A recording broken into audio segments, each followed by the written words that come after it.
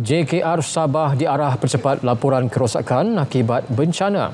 Antara fokus dari negeri di bawah payu petang ini. Perkembangan lanjut bersama Suaran Shah di Kota Kinabalu. Suaran, silakan. Ya, Otto. JKR Sabah diminta mempercepat laporan penilaian kerosakan akibat banjir dan tanah runtuh. Timbalan Menteri Kerja Raya Datuk Seri Ahmad Maslan berkata peruntukan khas akan dipohon menerusi Kementerian Ekonomi dan Kementerian Keuangan bagi memperbaiki kerosakan. Kita tahu bahawa ada tanah runtuh, ya. Kita tahu bahawa ada jalan raya yang rosak, kita tahu bahawa ada bangunan yang terjejas. Jadi saya berharap segera jurutera daerah JKR untuk menyenaraikan segala kerosakan-kerosakan agar kita segera membaiki. Beliau ditemui selepas meninjau tapak cadangan pembinaan Kampus Akademik Binaan Malaysia Wilayah Sabah di Kampung Beringis. Dalam lawatan ke Sabah semalam, Perdana Menteri mahu kerja-kerja memperbaiki kerosakan infrastruktur bangunan dan jalan raya akibat bencana alam dipercepat tanpa mengikut prosedur biasa. Ketika ini, jurutera daerah sedang menilai kerugian dialami. Pihak berkuasa tempatan PBT dan agensi berkaitan diminta menyelenggara parit dan sungai dalam kawasan Parlimen Kimanis secara berkala. Langkah ini penting bagi memastikan aliran air lancar sekaligus mengelak berlakunya banjir. Ahli Parlimen Kimanis, Datuk Muhammad Alamin menerusi hantaran di Facebooknya turut meminta pemaju taman perumahan di Kampung Langkawit Jalan Kimanis memulihkan segera sistem perparitan berhampiran tapak pembinaan. Penimbusan besar-besaran bagi projek berkenaan menyebabkan sistem perparitan terganggu sekaligus mengakibatkan banjir di sepanjang Jalan Kampung Langkawit yang merupakan salah satu laluan utama ke Pekan dan daerah berdekatan termasuk Kota Kinabalu.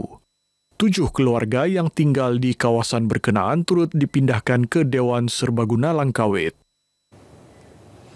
Mengenai pembinaan Pusat Pemindahan Kekal PPK di Bongawan yang diumum Timbalan Perdana Menteri Datuk Seri Dr. Ahmad Zahid Hamidi baru-baru ini, Datuk Muhammad mencadangkan Kampung Malawaring sebagai lokasi pembinaan. Ini amat diperlukan, memandangkan pusat pemindahan sementara pun tak cukup di daerah Bengawan ini, kawasan Bengawan. Sampai dihantar ke yang banjir itu di Gadong, tapi kita hantar ke Bengawan agak jauh. Jadi perlu kita buat satu PPK yang kekal yang lokasinya begitu seimbang antara Bengawan dan juga Membakut. Pembinaan PPK ini akan dilaksana selepas perbincangan dengan Kerajaan Negeri Sabah. Selain menjadi tempat penempatan bangsa bencana, PPK ini juga berperanan sebagai pusat komuniti bagi menjalankan aktiviti kemasyarakatan. Kementerian Pembangunan Usahawan dan Koperasi KUSKOP menerusi 7 agensinya salur sumbangan RM200,000 kepada penduduk terjejas banjir dan tanah runtuh di Sabah. Sumbangan CSR ini memberi manfaat kepada hampir 2,000 penerima. Menteri Pembangunan Usahawan dan Koperasi Datuk Iwan Benedik berkata, sumbangan diagihkan secara berperingkat bermula semalam. Sumbangan merupakan bakul makanan, ubat-ubatan dan keperluan harian. Tekun Nasional turut menyalurkan bantuan kepada 500 keluarga di Pinampang dan Papar. Selain dana RM50,000 kepada usahawan-usahawan terkesan bencana. Institut Keusahawanan Negara Insken pula menyumbang RM10,000 kepada 127 keluarga mangsa banjir di Pinampang. Sementara itu, Institut Koperasi Malaysia IKMA menyampaikan 170 bakul makanan bernilai RM17,000 di Pinampang dan Kadamayan. Manakala Perbadanan Nasional Berhad Pernas mengagihkan 100 bakul makanan bernilai RM10,000. Sumbangan ini adalah komitmen dan tanda prihatin KUSKOP terhadap penduduk terjejas bencana, termasuk usahawan bawah KUSKOP. Di sebalik deras arus Sungai Pegalan, terserlah kisah pengorbanan anak watan. Kumpulan Gallant Star sukarelawan yang tidak pernah menggentar menyahut panggilan kecemasan.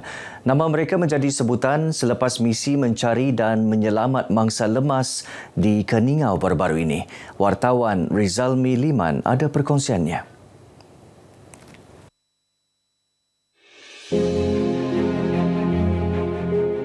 Pasukan ini terdiri daripada penduduk tempatan yang rela meninggalkan rutin harian demi memastikan keselamatan dan harapan keluarga yang diuji dapat dipenuhi.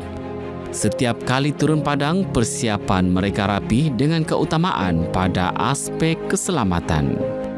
Saya selaku ketua akan kumpulkan ahli-ahli seramai dalam sekitar 20 orang dan saya bagi briefing dulu. Bagi arahan yang perlu dibuat sebelum mengikuti pencarian mangsa lemas ini. Dan paling diutamakan dari segi keselamatan lah. Namun, misi di sungai tidak pernah menjanjikan keselamatan mutlak. Bagi mereka, risiko tidak pernah melemahkan, sebaliknya menguatkan tekad untuk terus membantu. Setiap kali kami membuat pencarian penyelamat itu, kami akan berdepan dengan masalah-masalah macam arus deras, batu besar, terutamanya kayu-kayu macam itu, kami memang akan menghadapi itu. Setiap jerit pilu, setiap air mata di tebing sungai menjadi pendorong utama. Bagi mereka, tiada ganjaran lebih besar daripada membawa pulang insan yang hilang meskipun hanya jasad tanpa nyawa. InsyaAllah, dengan niat ikhlas kita membantu dan menyelamat bangsa-bangsa ini, kita reda apapun yang berlaku adalah ketentuan ilahi. Jadi semangat kami tidak akan pudar. Yang membuat kami bersemangat, kita ni ada keluarga, jadi kita paham masalah yang menimpa kepada keluarga mangsa lah, yang sanggup menunggu kepulangan mangsa kan. Mereka berharap masyarakat dan pihak berkuasa terus membantu sama ada dengan peralatan lebih lengkap, latihan keselamatan maupun doa dan penghargaan. Kami membantu secara ikhlas. Kami bersyukur juga kalau ada di badan-badan yang lain daripada kerajaan ataupun NGO yang membantu kami untuk lebih canggih peralatan yang kami gunakan. Biarpun tanpa sorakan atau tepukan, pengorbanan mereka meninggalkan kesan mendalam di hati keluarga mangsa dan masyarakat. Galen Star bukan sekadar sukarelawan, mereka simbol kasih, pengorbanan dan harapan. Rizal Miliman, RTM.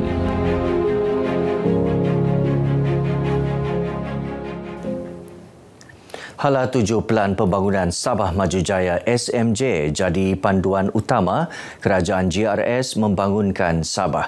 Selain memastikan pembangunan infrastruktur dan ekonomi berjalan lancar, ia turut menekankan aspek pembangunan modal insan.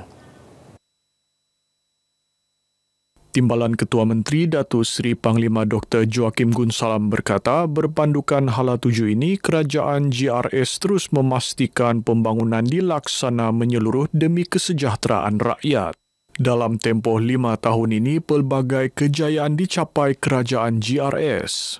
Buktinya, RM6.84 bilion hasil negeri direkodkan tahun lalu berbanding RM6.97 bilion pada tahun sebelumnya. Beliau berucap dalam program bersama penduduk di Pusat Daerah Mengundi PDM Nawanon Kundasang. Terdahulu, Datuk Joakim yang juga Adun Kundasang mengarahkan Jawatan Kuasa Kemajuan dan Keselamatan Kampung menyenaraikan jalan-jalan kebun yang perlu dinaik taraf. Senarai jalan akan diserahkan kepada unit pemimpin pembangunan masyarakat Kundasang untuk tindakan lanjut. Sukan medium penting membangun sahsiah, disiplin dan jati diri. Dalam masa sama mendidik rasa hormat, semangat berpasukan dan kekuatan mental menghadapi cabaran. Menurut ahli Lembaga Pemegang Amanah Taman-Taman Sabah TTS Gabriel Sinit, penglibatan dalam acara sukan juga berupaya menyuburkan rasa cinta kepada tanah air, menerusi kebersamaan dan semangat kekitaan dalam kalangan peserta. Jelasnya, TTS sebagai penjaga khazanah alam bukan sahaja berperanan memelihara alam, sebaliknya turut bertanggungjawab menyemai semangat patriotisme dalam kalangan warganya. Beliau berucap sempena Sukan Dui Tahunan TTS kali ke-23 di Kompleks Sukan Keningau. 4 kontingen terdiri 344 atlet mengambil bahagian dalam 11 acara dipertandingkan. Baik saudara, sekian perkongsian dari Negeri di Bawah Bayu. Kita kembali bersama Otto untuk lebih banyak perkembangan semasa dalam negara. Malaysia Madani, rakyat disantuni. Silakan Otto. Baik, terima kasih. Suara langsung dari Kota Kinabalu, Sabah.